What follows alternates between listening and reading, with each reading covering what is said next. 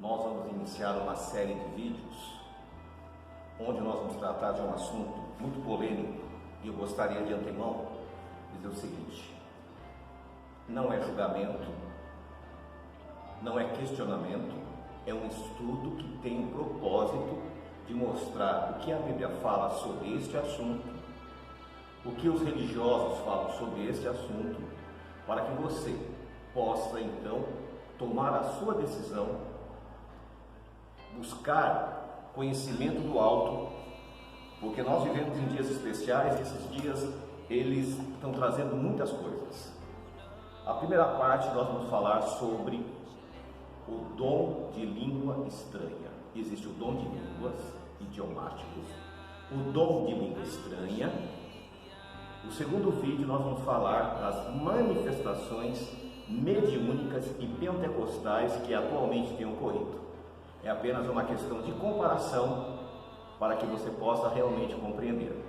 Eu convido você a abrir a sua Bíblia em Atos, no capítulo 2, versículo 1 em diante. Diz assim: então, durante o dia da festividade de Pentecostes, ou Shavuot, todos eles estavam juntos no mesmo lugar.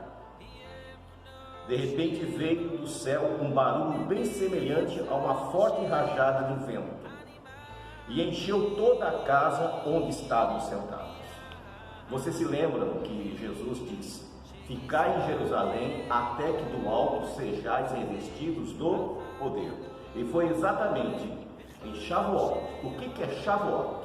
Shavuot é o recebimento da Torá. Quando Moisés recebeu de Jeová as tábuas da lei, a Torá, esta festa nós celebramos anualmente o recebimento da Torá. As pessoas têm confundido Pentecostes com pentecostalismo. São coisas muito diferentes. E é isso que eu gostaria de passar para você, para que você compreendesse e tomasse um posicionamento diante da palavra do Senhor. No versículo 3: e eles começaram a ver o que parecia ser línguas de fogo, e elas se espalharam e pousaram um sobre cada um deles. Então aconteceu dois fatos diferentes. Primeiro, um vento muito forte invadiu aquele local. Eles ficaram pasmos, que seria aquilo. Em segundo lugar, deu-se a impressão que línguas de fogo estavam sobre cada um deles. Versículo 4: e todos ficaram cheios do Espírito Santo e começaram a falar em línguas, assim como o Espírito capacitava. Preste bem atenção. Atos 2 fala que eles começaram a falar em línguas idiomáticas conforme o Espírito Santo os capacitava. Versículo 5: naquela ocasião estavam em Jerusalém judeus devotos de toda a nação debaixo do céu. Assim, quando se ouviu aquele som, uma multidão se ajuntou e ficou surpresa, porque cada um ouvia os discípulos falar no seu próprio idioma. Então nós vemos aqui que Atos 2 está falando de uma questão idiomática. As pessoas que estavam ali, elas eram de várias regiões do mundo, e eles subiram a Jerusalém para celebrar Shavuot, e cada um escutava no seu próprio idioma. Realmente ficaram espantados e disseram: não são galileus todos esses que estão falando? Como é que cada um de nós está ouvindo em sua língua nativa? Entre nós há partos, medos, elamitas, habitantes da Mesopotâmia, da Judéia, da Capadócia, de Ponto e da província da Ásia, da Frígia, da Panfilha, do Egito e das regiões da Líbia próximas a Cirene, visitantes vindos de Roma, tanto judeus como prosélitos, cretenses, também árabes, e nós ouvimos falar em nossas línguas sobre as coisas magníficas de Deus. Então o que nós vemos aqui? Que naquele momento O que aconteceu lá com Moisés e Israel repetiu novamente. Agora eles escutavam no seu próprio idioma o Evangelho de Jesus. E eles ficaram admirados. Sim, todos ficaram admirados e perplexos. Diziam uns aos outros: o que significa isso? Versículo 14 do capítulo 2. Mas Pedro se pôs de pé com os 11. Eles falou bem alto: homens da Judéia e todos vocês habitantes de Jerusalém, prestem atenção e ouçam bem as minhas palavras. Versículo 16. Ao contrário, isto é o que foi dito por meio do profeta Joel: nos últimos dias Deus derramaria o meu espírito sobre todo tipo de pessoas, sobre os filhos e filhas de vocês profetizarão, os jovens entre vocês terão visões, e os homens idosos entre vocês terão sonhos, e até mesmo sobre os meus escravos e sobre as minhas escravas derramarei do meu espírito naqueles dias, e eles profetizarão e realizarão milagres, em cima no céu, fogo e nas nuvens e fumaça. Lembram que foi exatamente isso que aconteceu nos dias de Moisés? O profeta Joel havia profetizado, e esta profecia ainda vai se cumprir. Então nós temos aqui o primeiro ponto, Atos 2, o derramamento do Espírito Santo. Muitas pessoas confundem este acontecimento com um acontecimento que vai acontecer nas igrejas da Ásia, chamado língua estranha. E eu gostaria que você, antes que eu entrasse nesse tema, antes que eu lesse o que o Paulo fala sobre esse assunto, eu gostaria que vocês assistissem esse vídeo. Eu vou apresentar a vocês um vídeo, o que os espíritas kardecistas falam sobre o dom de línguas, ou línguas estranhas. Tanto espíritas, como ubandistas, como candomblé, como budistas, como judeus ortodoxos, eles falam estas línguas estranhas, chamado glosolalia. Então agora vocês vão assistir esse vídeo, né, para que a gente possa então compreender e entender este assunto. Vamos, digamos assim, por idade. Deixa eu pegar aqui. Conhece esse livro aqui? Então nós vamos ver aqui na Bíblia, para vocês terem uma ideia que isso acontece desde os primórdios dos tempos, tá? Isso não é nenhuma novidade. Mas vamos lá saber o que o apóstolo Paulo, que tanto falava da mediunidade, né? O que ele dizia sobre falar em línguas. Então está lá, tem lá na... Esse rapaz, esse youtuber, ele usa o livro de Paulo de 1 Coríntios 14, que nós vamos ler aqui, para falar sobre a questão dos dons. Então nós vemos que os espíritas também recorrem à Bíblia para poder trazer uma justificativa desses dons.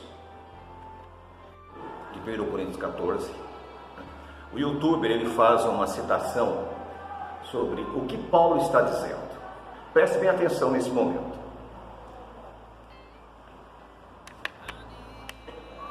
Preste para que a igreja receba a edificação.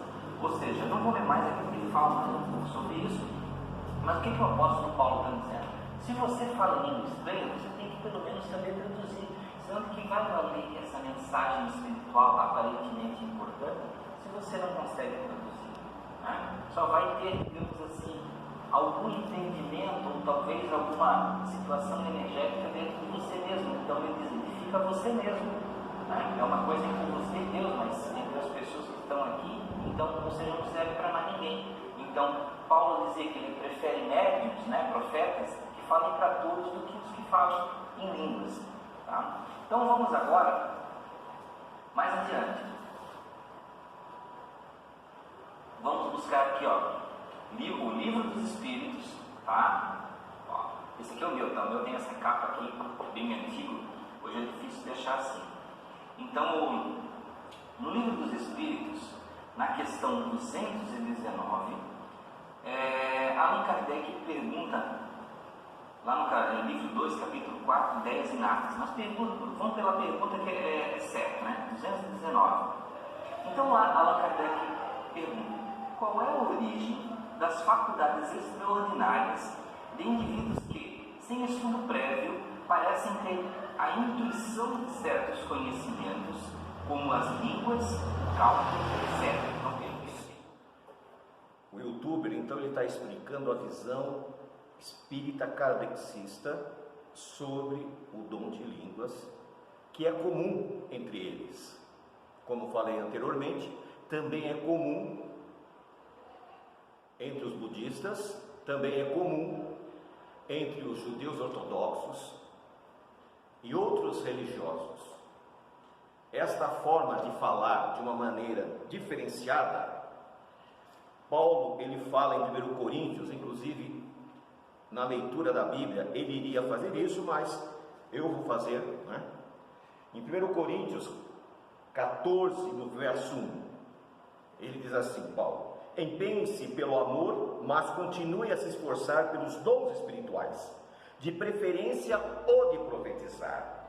Pois quem fala em outra língua não fala ao homem, mas a Deus, porque ninguém entende, embora ele fale segredos sagrados pelo Espírito.